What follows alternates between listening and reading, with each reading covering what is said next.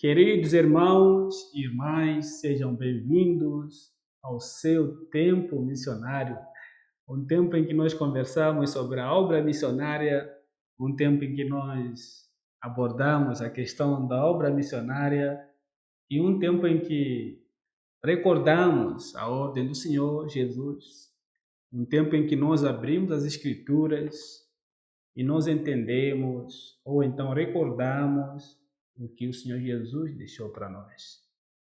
Então, se você está aí assistindo, seja bem-vindo, seja bem-vinda. E esse seu tempo missionário é um tempo que vai ficar aqui. Se você não puder estar comigo até o final desse estudo, quando você voltar, sente e escute, ou então, aonde você estiver, coloque esse vídeo e assista e tenha mais informações sobre a obra missionária. Então, que Deus abençoe e que o Senhor Deus abençoe esse nosso tempo, um tempo missionário, um tempo em que falamos sobre a obra missionária, um tempo em que nós escutamos a voz do Senhor Jesus falando em nossos corações sobre a ordem que Ele deixou para nós. Então, esse momento missionário tem como objetivo encorajar a igreja, tem como objetivo também encorajar os crentes a olhar para a sua missão, a missão da pregação da palavra, a missão de alcançar o mundo com a pregação do Evangelho. Esse momento missionário tem como esse objetivo desafiar você que está aí ouvindo, te fazer lembrar o que o Senhor Jesus deixou para nós e juntos na obra, assim cumpramos aquilo que o Senhor Jesus deixou para nós. Então, sejam bem-vindos a esse tempo missionário. O nosso texto hoje está em Atos capítulo 2, e se assim Deus nos permitir, nós iremos nós olharemos para outros versículos, mas por enquanto vamos ficar com Atos capítulo 2. Por favor, vá comigo, Atos capítulo 2. Atos capítulo 2. Atos capítulo 2. E eu quero lembrar o último estudo que nós demos, que nós falamos, foi sobre a questão ali do nascimento da igreja. Você se lembra a ordem, o cumprimento da ordem do Senhor Jesus? Atos capítulo 1, versículo 8 fala, o Senhor Jesus fala, lembra ao seu povo de que quando chegar o Espírito Santo, então vocês estarão capacitados para pregar o Evangelho. E nós vemos ali as regiões que este Evangelho deveria começar por Jerusalém, indo para a Judeia, Samaria, e aí esse Evangelho atingiria outros povos também. E nós falamos que no capítulo 1, nós vemos ali, no capítulo 2 ainda, no capítulo 2 nós vemos ali o cumprimento dessa ordem, e nós falamos sobre o Pentecoste, a vinda do Espírito Santo, e nós falamos que ali era o nascimento oficial da igreja, e a igreja estava nascendo, e a igreja nasce com esse propósito de pregar o Evangelho do Senhor e principalmente fazer conhecido a glória do Senhor entre todos os povos. O nosso versículo, não sei se você está aí acompanhando, nós sempre menciono esse versículo, Salmo 67, 2, que Deus nos abençoe e faça resplandecer o seu rosto sobre nós, para que se conheça na terra o seu caminho entre todas as nações a tua salvação. Inclusive, esse tem sido o versículo para a minha família, e a minha família hoje tem esse propósito missionário, e nós estamos ali orando para que a gente viva o propósito do Senhor, e o Senhor até então tem nos permitido viver este propósito, que é a pregação do Evangelho. Se nós não estivermos no campo, estaremos assim encorajando a igreja para que cumpra a sua missão. Então nós vemos ali o nascimento da igreja e nós vemos a descida do Espírito Santo e quais foram os efeitos que se fizeram sentir ali com a chegada, com a vinda do Espírito Santo. Nós vemos que quando o Espírito Santo chega, a explicação que o autor que o autor deste livro, que é Lucas, ele nos diz que ele relaciona esses efeitos com as faíscas de fogo, língua de fogo, se espalhando por aquele lugar. E com a expansão dessas faíscas, ali os discípulos falavam novos idiomas, ao ponto que os que vieram de outros povos conseguiam ouvir eles falando na própria língua. E eu falei que as línguas ali são línguas verdadeiras, línguas faladas, línguas, por exemplo, tem inglês, tem português, línguas que o povo fala, línguas nativas que, que os povos conseguiram ouvir aquele discípulo falando. E eu disse que o propósito dessas línguas tinha como o alcance dos povos. Os discípulos tiveram o privilégio de não sentar na cadeira e aprender novos idiomas para a pregação do Evangelho. Não, eles aprenderam no Pentecoste e ali eles estavam capacitados para sair ao redor do mundo pregar o Evangelho, porque já tinham recebido o dom dessas línguas. Então nós dissemos que foi um privilégio para eles. E assim Deus ali cumpriu a ordem. Deus cumpriu a sua palavra na vida dos discípulos e os discípulos estavam sem desculpas. E nós terminamos dizendo que, como uma igreja, nós estamos sem desculpas se nós não pregamos o Evangelho. Porque, como uma igreja, nós nascemos com esse propósito. A razão da existência da igreja é fazer conhecido Cristo e isso é através da pregação do Evangelho. Porque no Evangelho se revela o poder de Deus, o alcance de Deus aos povos através do seu Filho. E ali nós vemos o poder de Deus. Como Paulo disse, não me envergonhe do Evangelho, porque o Evangelho é o poder de Deus para a salvação dos gentios e dos judeus. Então, o Evangelho, ele alcança a todos. O Evangelho é suficiente para alcançar todo. E aquele pior pecador, aquele miserável, aquele que nós imaginamos que ele não merece a salvação de Deus, ele, quando ouve o Evangelho e se arrepende, ele é salvo. Então o Evangelho é para todos e o Evangelho é suficiente para nos lavar de todo pecado que você imaginar. Este é o Evangelho. E hoje, nós queremos falar sobre a vida da igreja após o seu nascimento. A vida da igreja após o seu nascimento. E para isso nós queremos falar no versículo 42 até o versículo 47.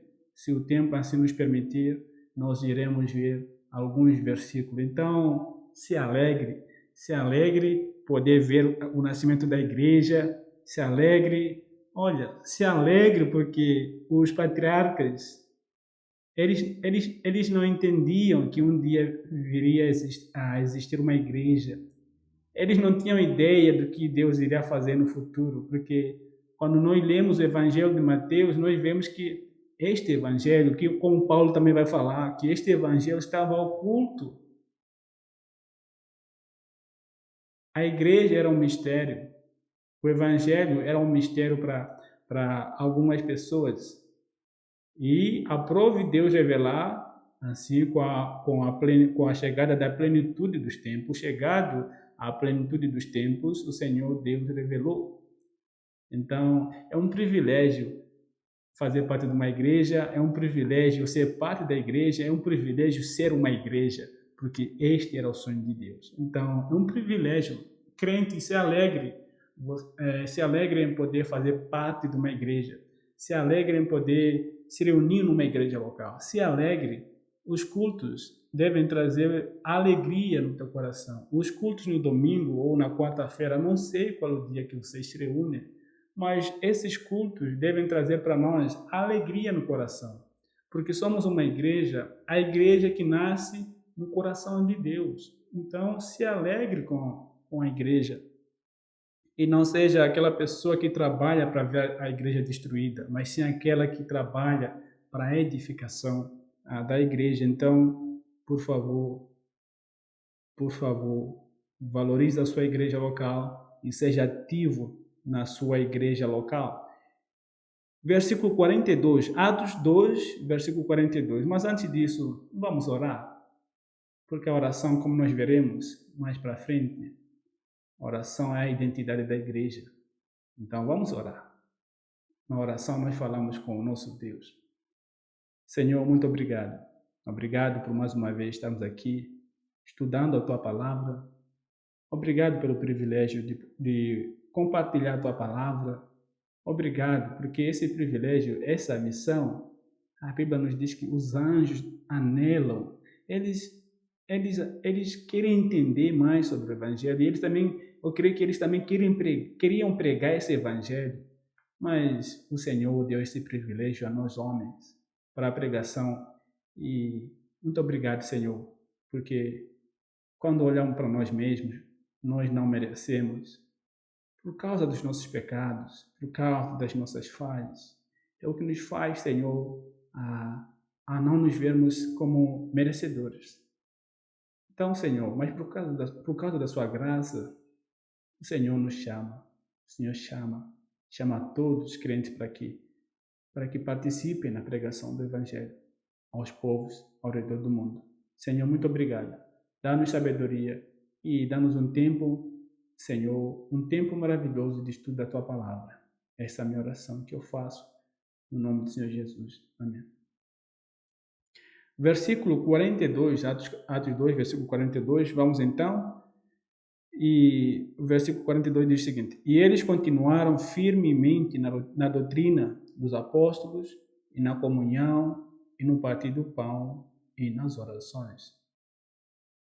Nós falamos o nascimento da igreja, e nós não falamos ali o momento em que Pedro se levanta e prega, e gasta muitos versículos ali falando, explicando o que estava acontecendo, porque lembra que alguns pensavam que os apóstolos, que os discípulos estavam bêbados, haviam tomado álcool, eles haviam tomado uma cerveja talvez, eles haviam tomado bebida alcoólica, porque algo como aquele não havia, ninguém tinha presenciado antes.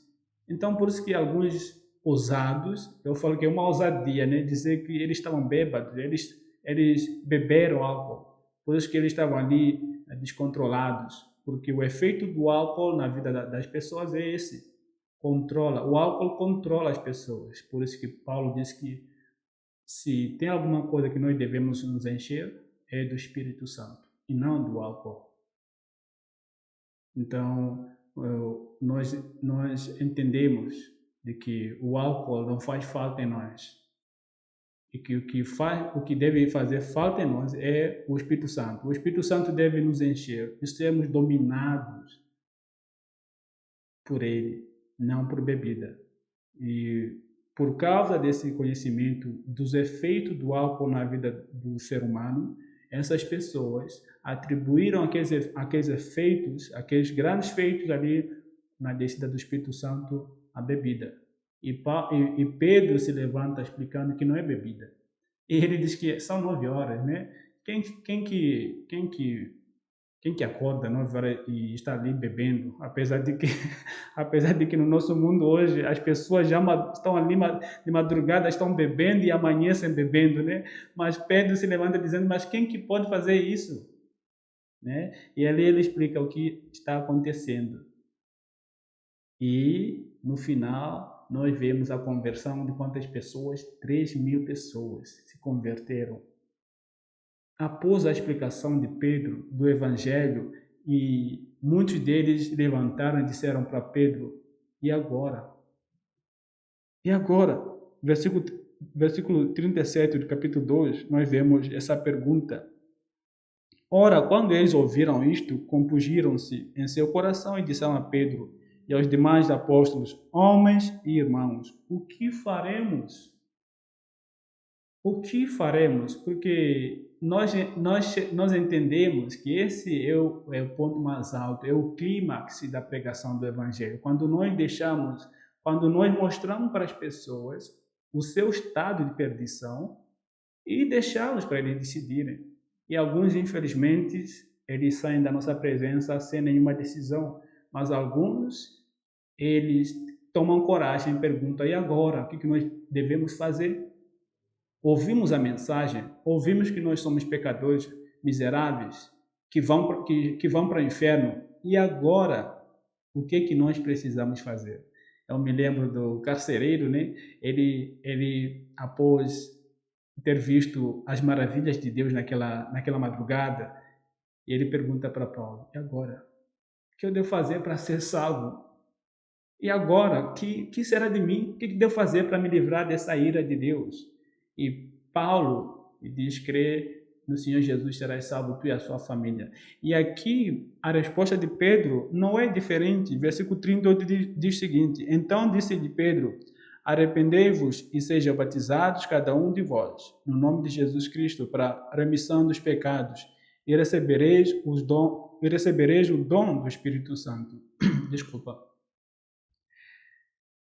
E Pedro dá a resposta para eles: arrependimento. O Evangelho exige o arrependimento. O Evangelho exige o arrependimento da parte daqueles que ouvem.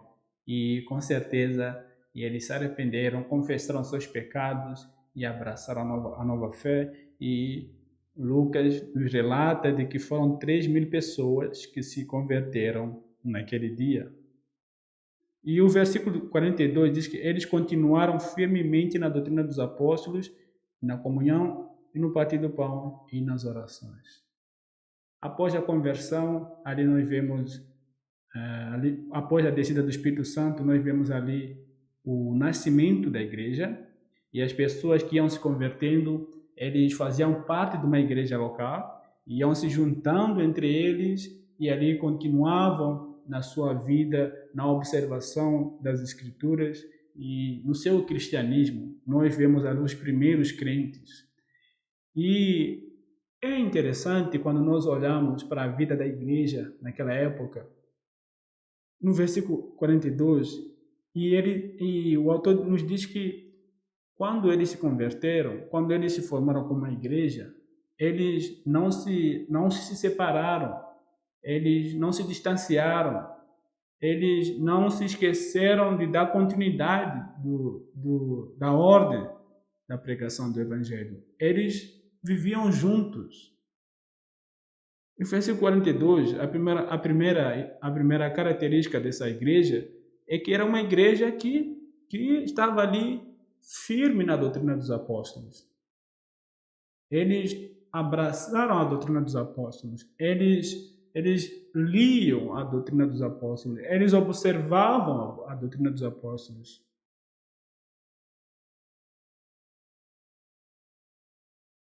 E o que é a doutrina dos apóstolos? Vamos lembrar que houve um tempo, naquela época, principalmente, na época do nascimento da igreja, eles não tinham a Bíblia como nós temos. Eles não tinham o Novo Testamento. Até aquela época eles tinham o Antigo Testamento. E a doutrina dos apóstolos está no Novo Testamento. O que seria a doutrina dos apóstolos? Vamos lembrar que o Senhor Jesus gastou os três anos que ele ficou conosco, não. Mas os 3 anos que ele ficou com os seus discípulos, esses anos foram anos de treinamento, anos de capacitação, anos de ensino. E os apóstolos, eles tiveram essa base. A eles foi confiada os alicerces do Evangelho, as doutrinas do Evangelho. Então, os apóstolos eram os líderes, os pilares ali da igreja. E essas informações que nós temos aqui no Novo Testamento, naquela época, eram transmitidas através de histórias. Não havia alguma coisa formal, algo escrito que eles pudessem ler. Então, esses ensinos passavam através de história, através de ensino oral. E eles abraçavam esses ensinos. E os apóstolos, eles exerceram um papel muito importante ali na igreja primitiva. E a igreja abraçou esses ensinos, porque eram pessoas que andaram com o Senhor Jesus, desde o começo do seu ministério até a sua ascensão. Inclusive, esse era o requisito para ser um apóstolo. Para ser um apóstolo, participar no ensino do Senhor Jesus, no ministério do Senhor Jesus, desde o seu começo até a sua ascensão. E então, esses 3 anos foram anos de ensino. E os apóstolos tinham ensinamento para a igreja. E graças a Deus, hoje louvamos a Deus porque nós temos essas doutrinas já escritas, já temos o Novo Testamento. Eles não tinham esse privilégio, nós temos esse privilégio. E os apóstolos, com o tempo, os discípulos, com o tempo, eles pensaram melhor em escrever para o alcance da humanidade. E já pensou se eles não tivessem escrito, e algumas coisas não teriam chegado para nós. E se eles queriam que esse evangelho alcançasse outros povos, eles precisavam escrever para que esse evangelho chegue a estes povos. E nós vemos aqui, então, quando os discípulos, movidos pelo poder do Espírito Santo, escreviam e esse evangelho chegou até nós. E então a igreja estava ali perseverante na doutrina dos apóstolos. Hoje a igreja precisa ter essa identidade de perseverar na doutrina dos apóstolos, no ensino das Escrituras. O que nós vemos hoje é uma vergonha, porque uma vez que nós temos esse privilégio de termos as Escrituras já escritas, o privilégio que muitos dos nossos irmãos lá no passado não tiveram, e eles queriam ter, mas não tiveram, mas nós temos esse privilégio. O problema de hoje é que nós não conseguimos abrir as Escrituras, não gastamos tempo na observação das Escrituras, nós não gastamos minutos para ler as Escrituras, para ouvir o que Deus tem a dizer, ou então para nos aperfeiçoarmos na doutrina, nas doutrinas do Evangelho, do Novo Testamento. Nós não gastamos tempo no aprendizado. Se tem algo que hoje em dia as pessoas não têm, é o tempo. Um certo autor disse que o mundo hoje tem relógio, mas não tem o tempo. Temos o relógio, mas não temos o tempo. Um tempo para sentar e ouvir o que o Senhor Deus tem para nos falar. Essa era uma das características da igreja primitiva. Gastar tempo ouvindo as Escrituras. Gastar tempo ouvindo o que Deus tem para nos dizer. Gastar tempo para conhecer a nossa fé, para se aperfeiçoar na nossa fé. Então, se você não está gastando tempo ouvindo as Escrituras ou lendo as Escrituras, eu te desafio, volte à sensatez e estude as Escrituras. Observe as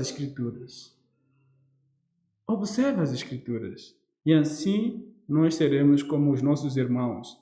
E não só isso, e a Bíblia diz que eles continuavam firmes na comunhão. Na comunhão. Comunhão quer dizer ter algo em comum. É comum quando estrangeiros em outro país, você vai para um país e você encontra lá talvez um brasileiro como você, ou então um moçambicano como você, ou então um alemão como você. É comum, pelo que eu estou acostumado a ver, é comum a gente procurar aquelas pessoas, é comum a gente procurar estar juntos, até mesmo sem mesmo conhecer o nome. É comum. Por quê? Porque temos algo em comum. Somos do mesmo país, somos brasileiros, somos moçambicanos, somos alemães, somos o quê? Você viu que tem alguma coisa em comum que faz com que nos aproxime? E os discípulos, a igreja, tinha algo em comum. tinha o mesmo Pai, Deus, tinha o mesmo Salvador, o Senhor Jesus, tinha o mesmo Consolador, o Espírito Santo. Eles tinham algo em comum, a obra missionária, a missão de fazer conhecido o nome do Senhor Jesus na face da terra. Eles tinham algo em comum, isso era algo em comum. Isso é o que os mantia perto. Isso é o que os mantia perto um do outro. Se eles, como uma igreja, tinham uma missão e essa missão era alcançar o mundo, eles precisavam estar juntos. E nós sabemos que sozinhos podemos chegar longe, mas juntos fazemos, não me lembro.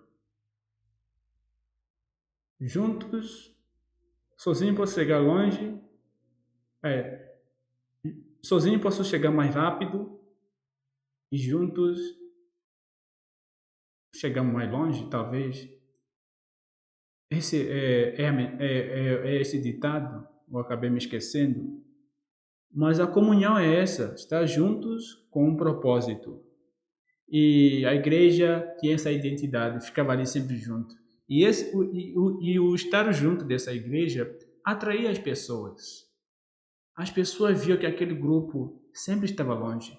E por causa dessa comunhão, alguns foram tentados a pensar que eles eram um movimento revolucionário, que estavam ali planejando a revolta contra o povo, contra o imperador.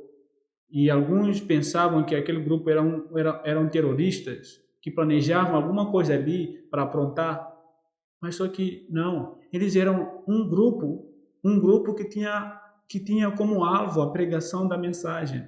Era um grupo que tinha como propósito fazer conhecido o nome do Senhor Jesus. Era um grupo que estava juntos para encorajar um ao outro. Hoje em dia nós estamos acostumados a ouvir aqueles irmãos que se dizem eu sou do movimento desigrejado. Eu sou a igreja, portanto, eu fico em casa e não preciso estar com os outros crentes. Eu sou a igreja. Isso é bíblico, meu irmão ou minha irmã? Isso não é bíblico.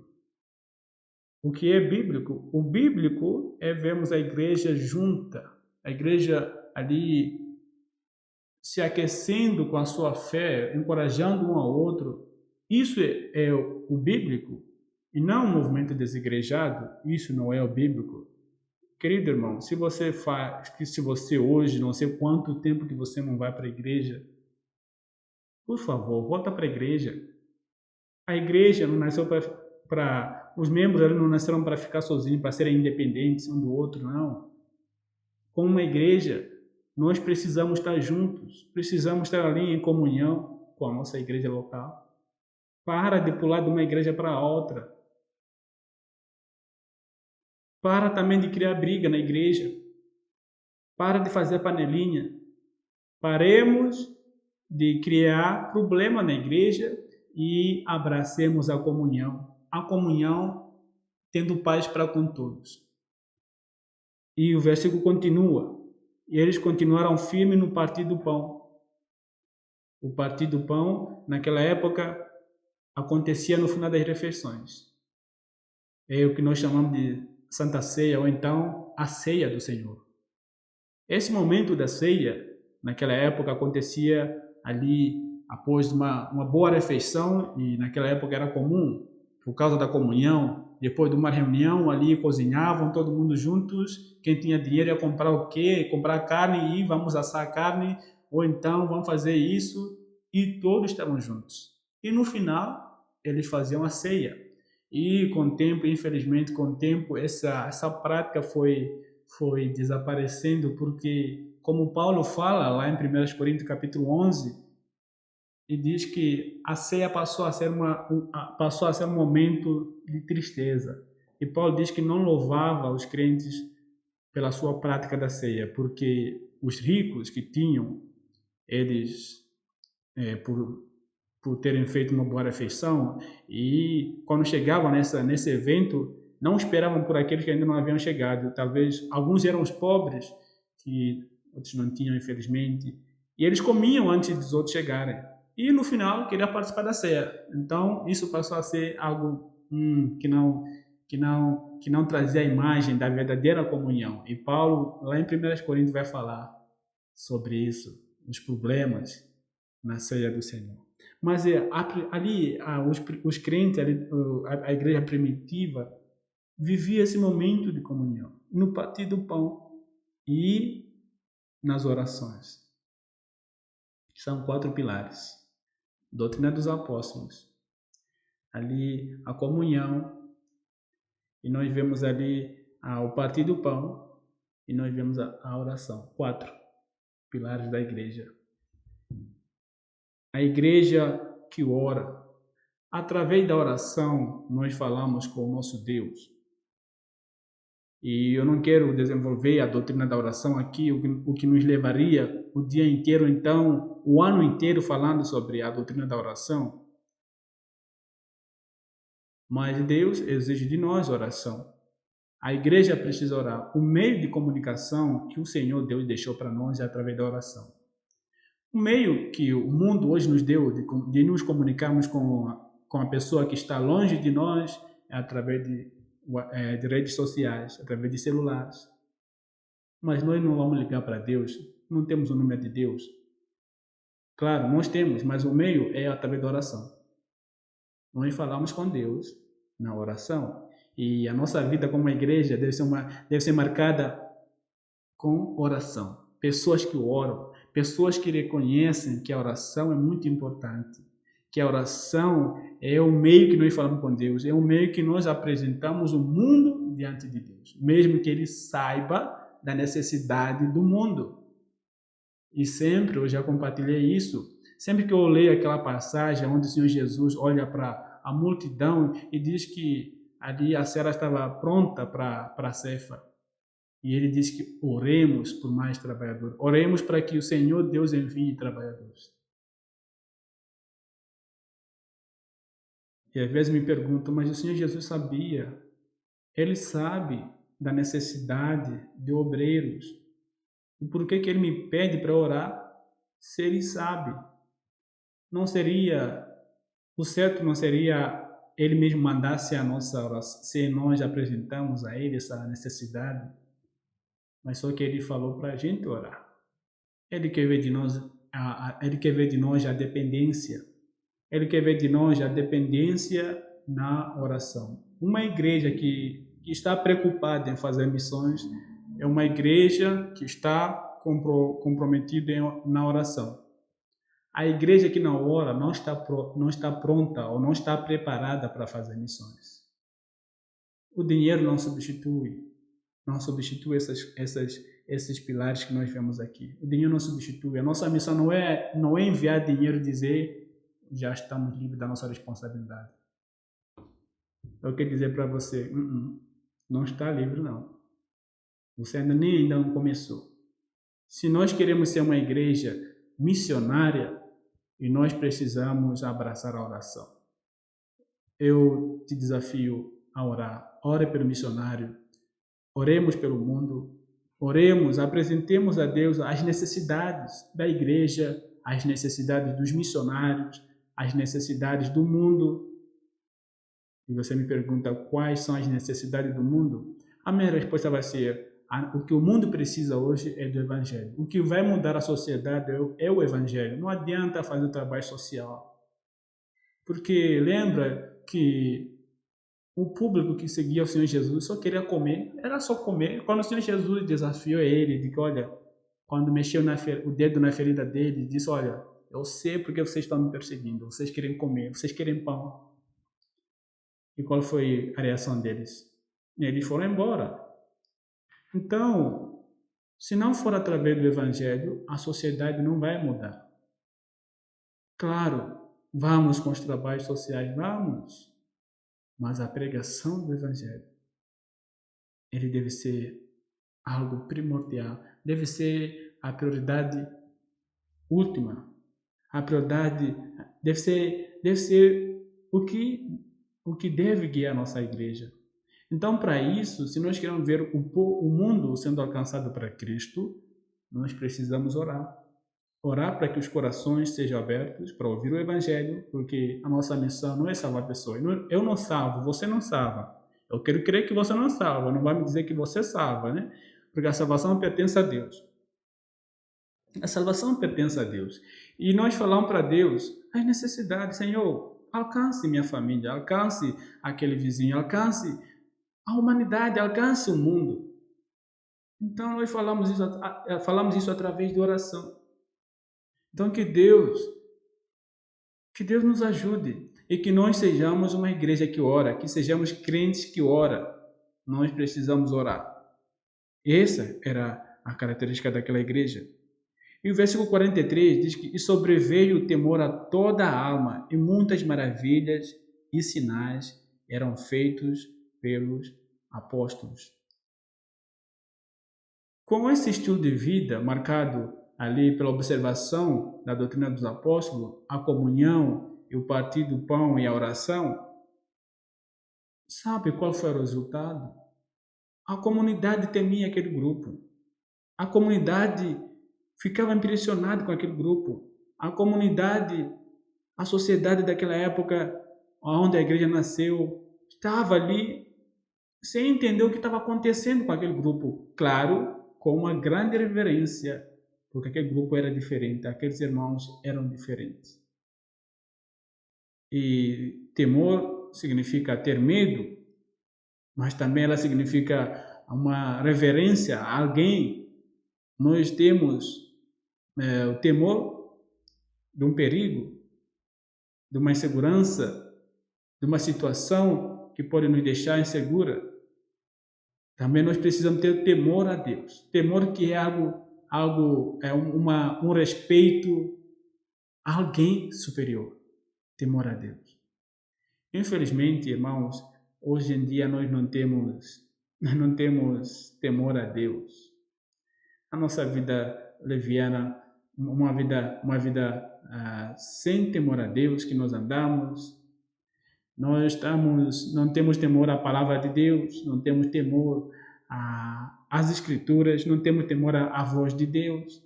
Por isso que os nossos cultos são monótonos, nossos cultos não aquecem, os nossos cultos são feitos de forma informal, e saímos da cama e pronto, vou para a igreja e chego lá e quero tocar. Infelizmente é isso.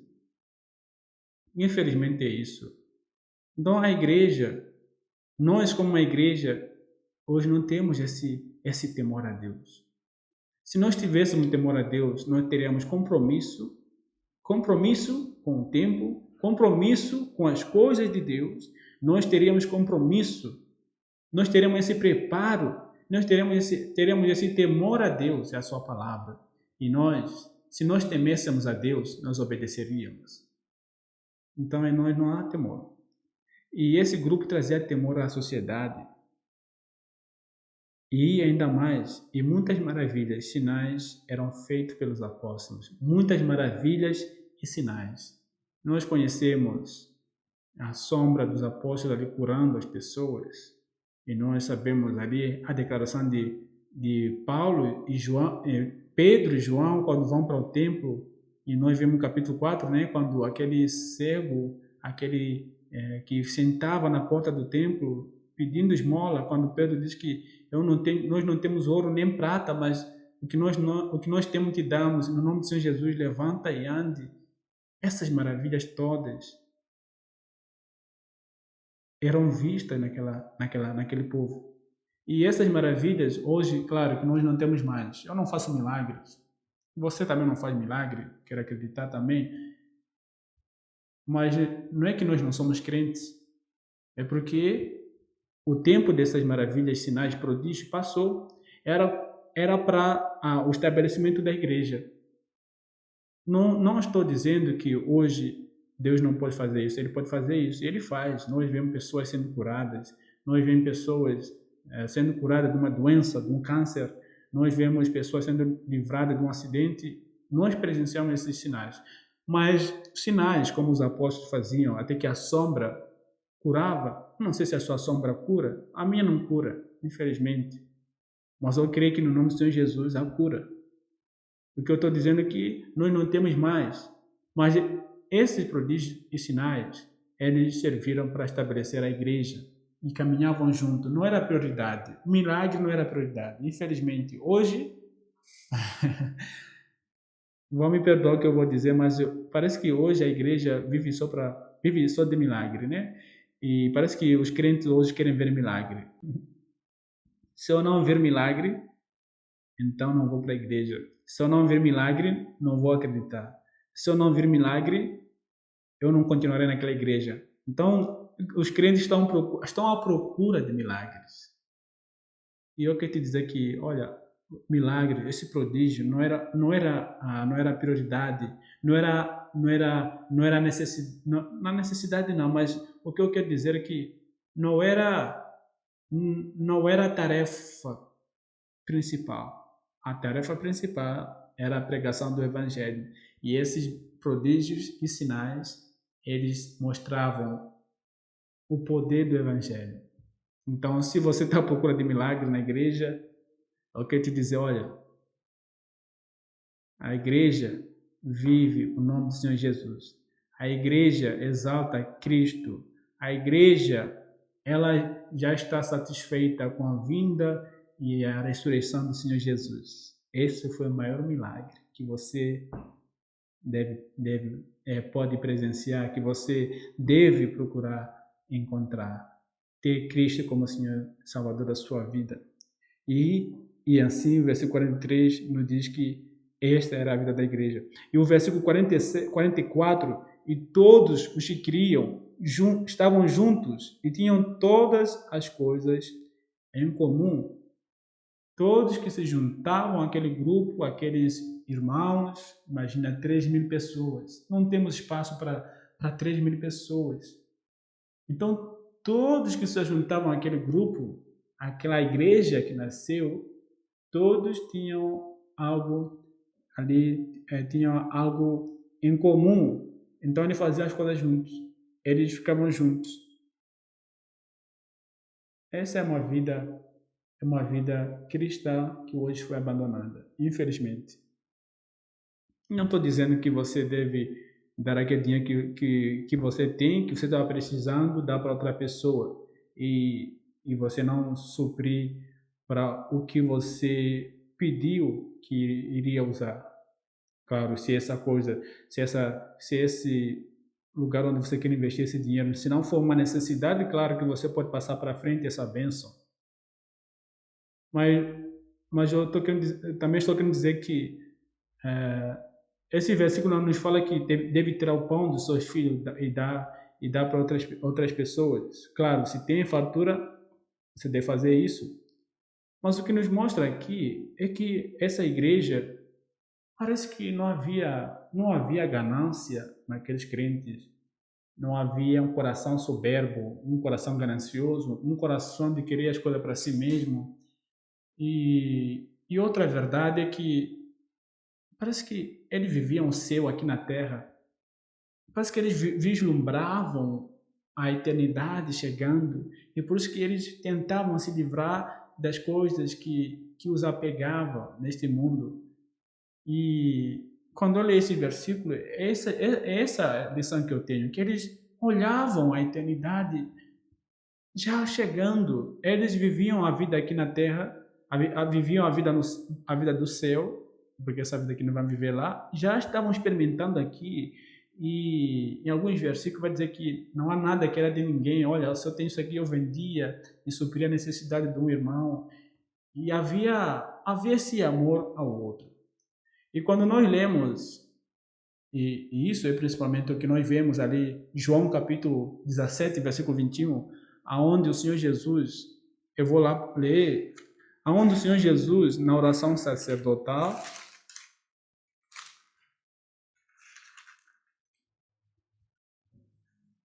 João capítulo 17, versículo 21 diz o seguinte: para que todos sejam um, como tu, ó Pai, estás em mim, e eu em ti, que também eles sejam um em nós, para que o mundo creia que tu me enviaste.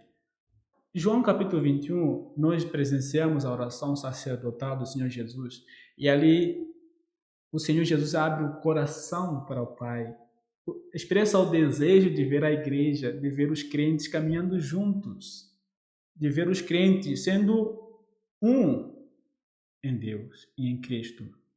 E o processo de estar um em Cristo, o processo de estar um em Deus, o que significa se não for compartilhar as coisas com aquele que está precisando? O que significa o estar um em Deus se não for compartilhar o que nós temos? Se não for dar àquele que está passando por necessidade o que eu tenho. Ou então, se for possível dividir, vamos dividir. Afinal de contas, estamos no processo de sermos um. E nós hoje temos a canção, temos uma música que diz que pagaremos o preço de sermos um no Senhor. Quando eu canto essa música, na verdade eu canto com ressentimento, porque não sei se eu estou vivendo isso. Porque a música diz que pagaremos o preço de sermos um no Senhor. Então, o preço que nós pagamos de ser um no Senhor é compartilhar os nossos bens, é compartilhar os nossos itens, é compartilhar o que nós temos.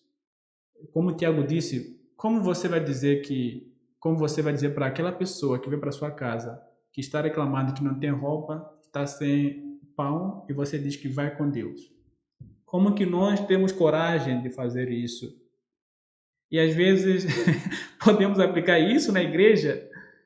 Não que eu quero que assim aconteça, mas como que a igreja às vezes tem coragem para aquele missionário que gastou o dinheiro de transporte, ele veio de longe e chega para sua igreja e você diz, irmão, vai com Deus. E talvez temos alguém ali na igreja passando por necessidade, uma família, e nós não conseguimos dar assistência a essa família. E nós cantamos, pagaremos o preço de sermos um. E aqui nós vemos que os apóstolos e a igreja, eles dividiam as coisas. Então, eles faziam as coisas juntos. E essa vida da igreja primitiva, infelizmente, nós perdemos. Mas assim era a vida da igreja. Era a vida da igreja. E o versículo 45, e vendiam suas propriedades e bens e repartiam com todos os homens conforme cada homem necessitava. Não preciso explicar isso. 46, e eles, perseverando diariamente em comum acordo no templo, e partindo o pão de casa em casa, comiam o seu alimento com alegria e singeleza de coração. E eles, nessa vida de perseverança na comunhão, a Bíblia diz que eles se reuniam então no templo. E como era um tempo, uma fase de transição de antiga aliança para a nova aliança, as reuniões aconteciam ainda no templo. E depois nós vemos, quando se levanta a perseguição, esses irmãos se espalhando para o mundo inteiro, e ali as igrejas eram em casa, era um lugar, e não era mais o templo. E ali os irmãos se encontravam, e isso traz uma lição para nós, que a igreja local, a nossa igreja local, deve trazer em nós a alegria, o desejo de estar lá. Eu quero estar lá na minha igreja, e não é apenas no domingo, mas todas as vezes que tiver oportunidade, nós precisamos estar lá. E eles faziam, versículo 47, louvando a Deus e tendo o favor de todo o povo, o Senhor acrescentava diariamente à igreja os que estavam sendo salvos. Então, quando a igreja se compromete em estudar a Bíblia, quando a igreja se compromete em estar em comunhão, quando a igreja se compromete em estar ali, participar da ceia, anunciar ali a palavra do Senhor. Na ceia nós dissemos que a ceia nos lembra de que nós temos uma missão de pregação do Evangelho, porque a ceia diz que anunciar a morte do Senhor até que Ele venha. E se nós nos comprometemos em observar ali a ceia do Senhor e nos comprometemos em orar, os efeitos são enormes. Os efeitos são grandes. E qual foi o resultado quando a igreja vivia entre esses 4 pilares? Diariamente. Diariamente eu entendo que é todos os dias. Então não tem diariamente, se não tem como ser diariamente se não for todos os dias. Então, todos os dias o Senhor ia aumentando aquele grupo. Pessoas se rendiam aos pés de Cristo pela vida, pela identidade daquela igreja, porque era uma igreja que atraía as pessoas. E por que as nossas igrejas hoje, além de atrair, ela repele as pessoas, ela expulsa as pessoas? Por que as nossas igrejas, além de atrair, só cria problema? Só pessoas se decepcionam. Essa vida que nós queremos viver como uma igreja, se essa é a vida que nós queremos viver como uma igreja, nós precisamos parar e refletir. A igreja aqui. E outros versículos, eu já estou aqui chegando ao final. Atos capítulo 4, versículo 32, vou até 37, e ele nos fala, mais uma vez, como a igreja vivia. Versículo 32 diz o seguinte: e a multidão dos que criam era um só coração, uma só alma, e ninguém dizia que algo do que possuía fosse seu, mas tinham todas as coisas em comum. Nós já falamos. Versículo 33. E com grande poder os apóstolos davam testemunho da ressurreição do Senhor Jesus, e havia uma abundante graça sobre todos eles. Com grande poder, os apóstolos, ali nós falamos dos milagres que acompanhavam o Evangelho, e ali as pessoas se achegavam a Cristo. E versículo 34, e não havia nenhum necessitado entre eles, porque todos os que possuíam terras ou casas, vendendo-as, traziam os valores das coisas que foram vendidas. E aqui nós já falamos também, não há nada, o que era meu era do meu irmão. É o que o Senhor Jesus orou, que isso acontecesse, que eles fossem um no Senhor. Quando o mundo visse aquilo, então eles iam dizer, esses são de Jesus. Porque os de Jesus andam assim. Eles não têm ganância. Eles vivem para ver a alegria de todos. Os que são seguidores de Jesus, eles não acumulam as coisas deste mundo para si mesmos. Os que são perseguidores, não. Os que são seguidores de Jesus, eles não acumulam as coisas desse mundo, porque eles reconhecem que a pátria, que o lar deles é lá no céu. O que nós temos aqui, isso passa. Isso vai passar pelo fogo. Então, antes que esse dia chegue, antes que esse dia chegue, eu vou compartilhar o que eu tenho aqui. Então, os que são seguidores de Jesus vivem assim. Estão atentos às necessidades, estão sempre atentos.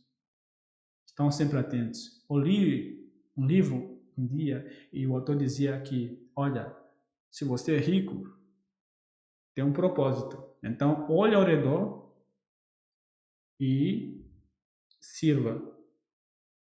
Sirva no seu dom que Deus te confiou. E se você é pobre, eu quero te dizer o seguinte: ninguém é tão pobre que não possa dar nada. No deserto, o povo deu ouro quando Deus pediu para a construção do templo. Então, é rico, é pobre, todos nós somos chamados a compartilhar o que nós temos. E o versículo 35, e depositavam aos pés dos apóstolos e distribuía-se cada homem segundo a sua necessidade.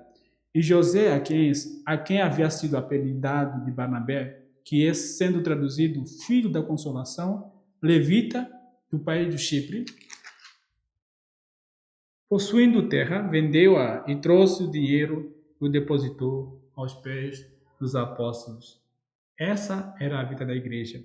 E sabe qual foi o efeito disso? A conversão. Conversão de 3.000 almas.